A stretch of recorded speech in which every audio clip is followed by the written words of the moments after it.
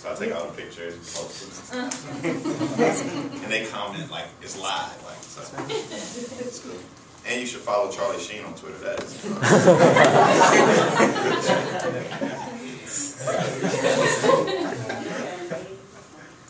Eric, yeah. Why are the two major political parties so segregated along racial lines? Man, I had no idea, Eric. That's an interesting question. I mean, it goes back and forth because, yeah, in South Carolina 25 years ago, everybody was a Democrat. That's, I mean, Democrats kind of ruled the, maybe 30 years ago, the Democrats kind of ruled the political landscape. Strom Thurmond was once a Democrat. Then he became a Dixiecrat. Then he ran for president as a Dixiecrat, and then he became a Republican.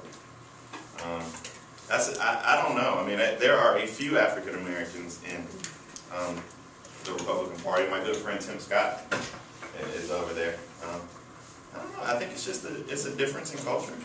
I'm not so sure that we're so segregated along racial lines because we do have a good bit of diversity in the Democratic Party. I just think the diversity is lacking in the Republican Party. Brittany. What progress would have been made in race relations in our state had it not been for civil disobedience? Well, at one point it wasn't even civil. There was a lot of death. Henry Smith, Samuel Hammond, and Delano Middleton, along with the 28 others that were shot. Henry Smith, Samuel Hammond, and Delano Middleton were actually killed at South Carolina State, and 28 others were wounded on February 8, 1968. So it wasn't always civil.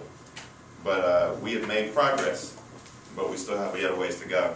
Like when I get tired, when I get real frustrated, and I have to go outside and just take in a breath of fresh air, I do that while I'm standing under the Confederate flag. So we have a long way to go. Are you at 2 questions, Brittany? No, I think, wasn't that yours? 13. Given everyone's sensitivity to race relations, why have race relations between the various minority groups remained so strained? Because of Peter King. No. Did anybody see that congressional hearing yesterday, or hear about it? It was like he had this congressional hearing on radical Islam. Oh yeah. Anybody heard about that? It's an interesting little Google topic. But I don't know. I mean, why are they still so strained? I mean, in South Carolina, it's kind of everything we deal with actually deals with race. It's the big pink elephant in the room. I mean, you have to. I mean, it's something you have to talk about. But I don't think race is as much as a handicap as it once was, or an obstacle or a barrier as it once was.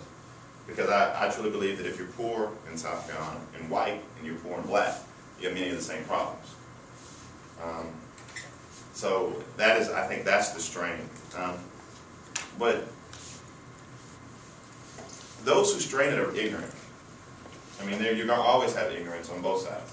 You're going to always have intolerance on every extreme. The political discourse has chilled for the moment, but I'm sure will ratchet up again due to some of the rhetoric used by various political groups and parties. Hey, my name is Kenneth, and how satisfied are you that Governor Haley has achieved racial and gender diversity within her cabinet? She hasn't. Governor Haley and I got into a heated discussion in her office about this issue, and that Governor Haley, we have 13 cabinet positions. 13. Mark Sanford had 4 African Americans in his cabinet. He had the most of any governor in history. Mark was real good on stuff like this. Mark was a cool dude. Anybody who tells you otherwise doesn't know him, but he was a genuinely nice, personable guy. I don't know if you want him running your state, but he was a really nice person. Governor Haley has 1, and it's actually a position that we're going to get rid of. And that person makes $18,000 less than the next highest paid person in her cabinet. But that's not how it started. It all started because there was an African American woman who used to sit at the front desk. This is like political backroom. Like nobody knows why we got into this huge diversity fight. She had worked for 3 governors, Republican and Democrat. Very good. All she did was answer the phone and be the greeter at the front desk. She was 16 months away from retirement, and Nikki fired her. So And we all went 8. And then Nikki told me that, Nikki said that, well, I'll find another place in state government to hire her. And I said, well, we're on a hiring freeze. I mean, I don't understand. And then she said, well, you didn't bring me any applications. And I said, well, I'm not the governor, 1, and I'm not an employment service, 2. And you can go actively seek our HHS director, which is from Louisiana, and our DSS director, which is from Ohio. You can go actively seek these persons, but you can't actively seek diversity in South Carolina. I think that's flawed. And if you don't recognize that there is a value in diversity, then there's no reason to have this discussion. Bakari, what about the fact that she's brought so many out-of-state people into these positions that we could use to pay South Carolinians? I don't understand that either. I mean, I don't understand why she had to go and get Keck, who is driving me completely up a wall because he's trying to shut down my rural hospital. Tony Keck is this guy. He's very arrogant. She went and got him from Louisiana, and now he's like over HHS. And the relationship is straining between Keck and the legislature. And I don't know why she didn't go. And there's plenty of qualified people who have been in South Carolina, in and around politics for a long period of time, who would have done a good job and understand the dynamics. South Carolina is an interesting place. So is Louisiana. It was set up by the French. That makes it really interesting. But there's just 2 totally different cultural dynamics. And you have to understand it in order to navigate it well. My name is Kelsey. What will it take to end the doldrums of poverty in rural South Carolina? Investment. Investment in infrastructure. Investment in education. That's how you end. Education is the gateway to the American dream.